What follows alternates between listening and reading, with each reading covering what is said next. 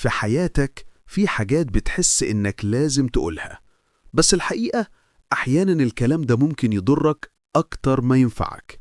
الفيديو ده هيقدم لك حاجات عملية محتاج تسكت عنها عن نفسك عشان تحمي نفسك وتركز على أهدافك.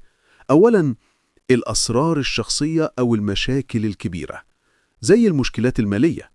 لما تحكي لحد عن ديونك أو ضغوطك المالية ممكن يتحكموا فيك أو يقللوا من قيمتك. مشاكل في علاقاتك أو حياتك العاطفية، مش لازم كل حد يعرف تفاصيل حياتك الخاصة. احتفظ بالأمور الحساسة لنفسك أو لأشخاص بتثق فيهم جدا. ثانياً، الشكوك أو الأفكار السلبية عن نفسك زي أنا مش قادر أو أنا فاشل قدام أي حد. ليه تسكت عنها؟ لأن أي حد يسمعها ممكن يشكك في قدراتك أو يقلل من احترامك وقيمتك. اتدرب على تحويل الأفكار دي داخلياً أو في دفتر يومياتك بدل الكلام للناس. ثالثاً، خططك المستقبلية أو طموحاتك الكبيرة قبل التنفيذ. يعني لو بتفكر في مشاريع أو أهداف كبيرة ما تقولش لحد عنها. ليه ما تقولش؟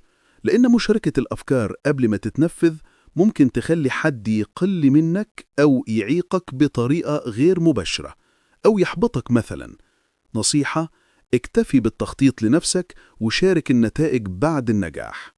رابعاً، تفاصيل صغيرة ممكن تضر صورتك قدام الناس.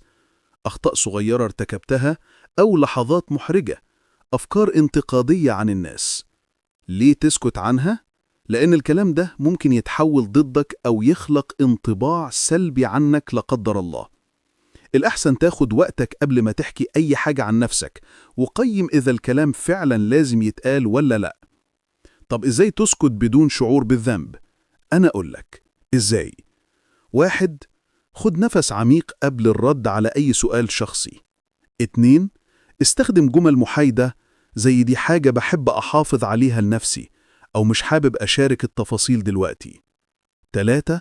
حافظ على حدود واضحة مع الناس وركز على الكلام المفيد أو المواضيع العامة بدل ما تحكي تفاصيلك الشخصية.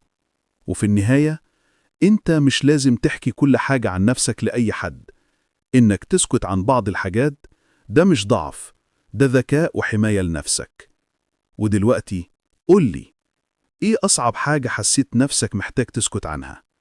اعمل لايك وتابعني على أساعدك توصل لأفضل نسخة من نفسك.